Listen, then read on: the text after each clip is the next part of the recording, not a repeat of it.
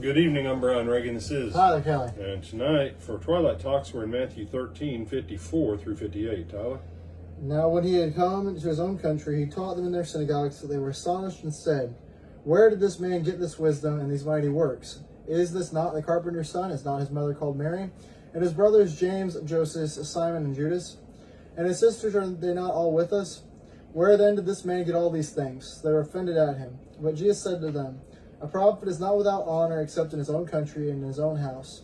And did not do many mighty works there because of their unbelief. All right. So, there's a lot we could say about this, but as far as the realm of blessing and cursing, the good guys, the bad guys, which side of the ledger do you want to be on? The negative truth of this is right there. If you want to limit God's power in your life, if you want to limit God's power in your church, if you want to limit God's power in your family, the simple fact is, God has to have your permission to act on your behalf.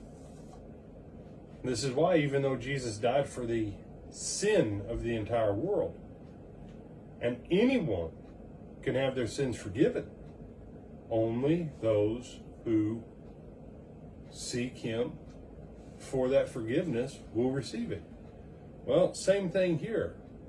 He was there. He had no problem doing many mighty works. We've seen Him do many mighty works already. But they were more concerned about arguing concerning His genealogy than the Word of God.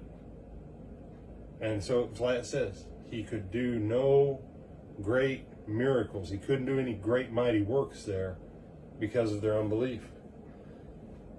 And you can argue with this one all day long, and you'll be in the same category as those people.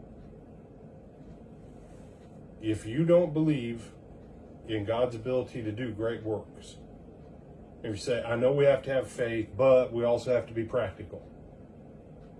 Well, which is it? Faith is not against reason, but practical always sees things the way they is right now.